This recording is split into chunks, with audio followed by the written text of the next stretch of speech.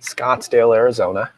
I am here to tell you about something I'm very excited about sharing with you, and that is that we created a template for a portfolio that captures all of the work you did this year and all the work you will do this year into a nice little booklet. It's kind of like a story. So first, I want to show you where I got it from. Second, I want to show you what it is. And third, I want to show you how to use it. So there will probably be multiple videos on the how to use it. This will be the introduction video. Why not, right? So first, let us share screens.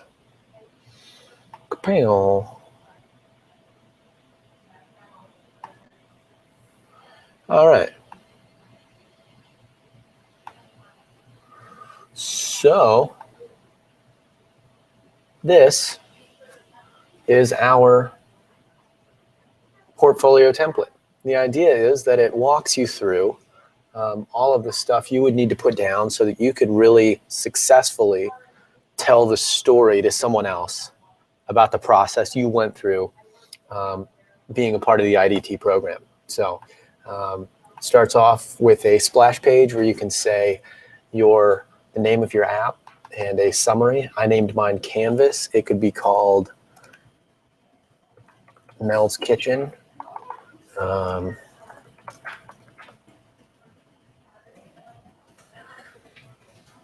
Line order delivery, right? And then I'd change this over here as well. Yeah, these things can be moved, you know. So it's important to know where you're coming from, name of your team members, maybe the name of the small business you're partnered with, and then just a quick overview of your app. We're going to talk about how to change this picture from a weird picture of me with a banjo to a picture that's more appropriate for your project later. And then it goes through things like a high overview of how you did it, why you did it, who you were doing it for, before diving into stage one, research, right? So it goes through, you could show things like surveys. This is the survey we did. Here's why we did it. Here are the results. Here's what we learned from it.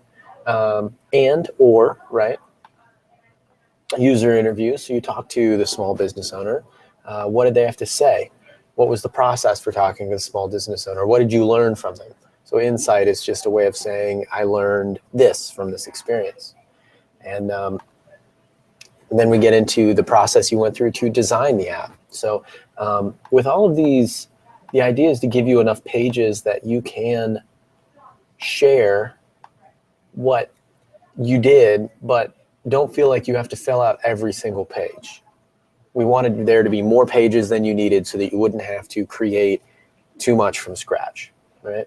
So you can see there's these headers like design process. You should definitely have something for design process, something overall for user research, a survey or interviews, right? And then there's pages for just showing pictures of the team working together with text, showing pictures of the team working together without text, right? Showing how team members voted or decided on the best ideas, and ideas that you ended up focusing on before creating your wireframes.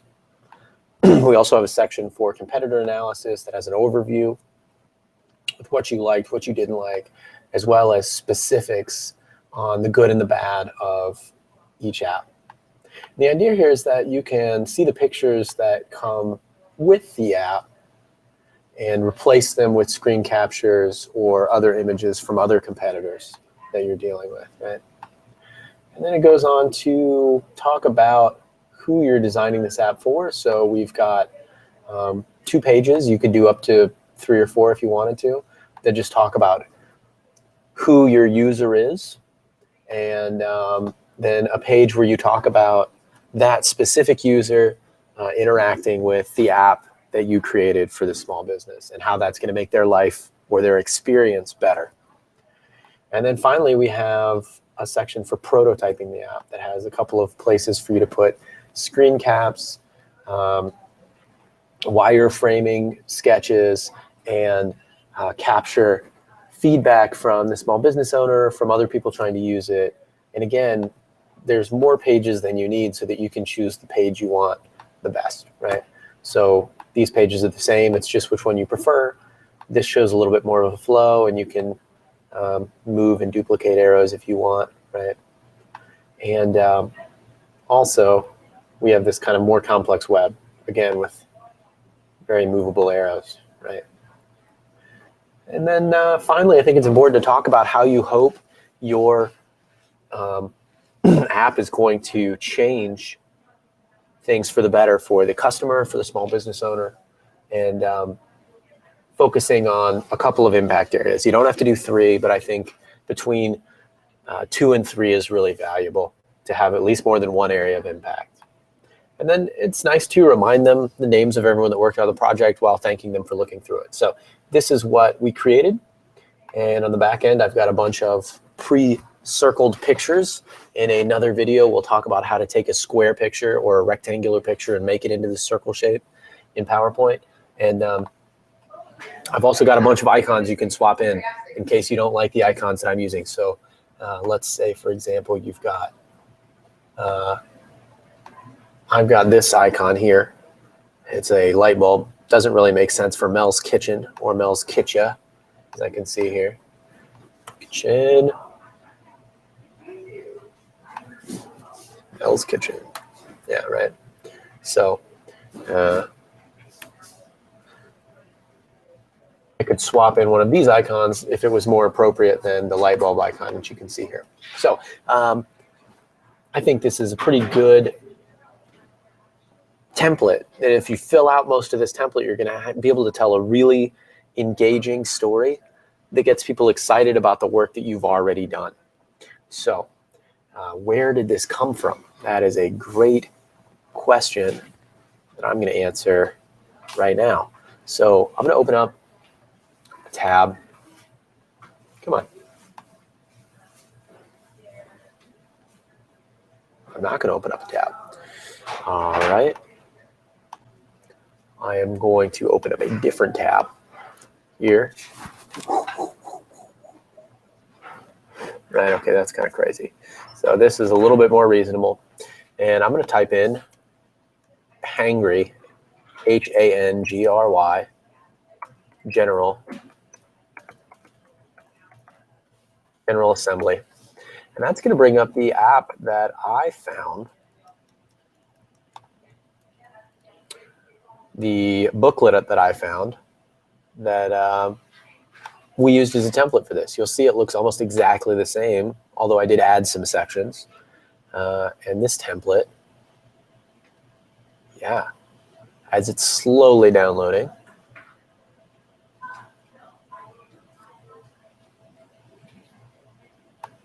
Not downloading at all. Pardon me, pardon me.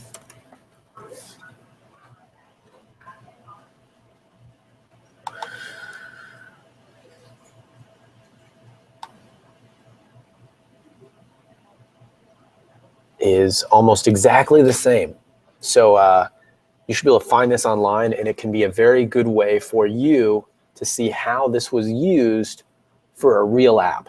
So they went through this entire design thinking process to figure out how to create an app that helped people decide what to eat when they didn't have time and when they were very, very hungry and grumpy and angry, I guess. Angry, hungry, hangry, right? So you can see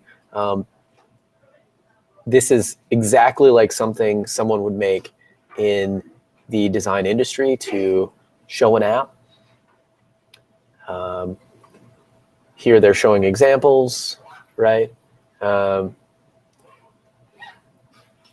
far as overall insights, they did user interviews, right? So if you need examples or you need help figuring out how to make your template look professional, just see these examples and see what Hangry did, and see how what you're doing might apply in a similar way.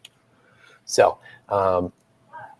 that is what we've created for you. It's in PowerPoint. I hope you all have PowerPoint. I think you do. A lot of the schools were using PowerPoint to create stuff. So for now, that's it. Check in on the other videos. I'll actually show you how to use it. But I think Hangry did a really good job. And so that's what we're using for our basis. But just to keep you entertained or coming back for more, we're going to show you how to change that incredibly pink template to whatever color you want to use for your app. So it'll be exciting, I promise. Thank you so much for joining with me, and watch the specific tutorials on how to do specific things with this template. Thank you. I should say this is Ben from Entrepreneurship and Innovation at Arizona State University. If you have any questions about this, you can find my contact information on the website or contact one of my colleagues. Thank you so much. Bye.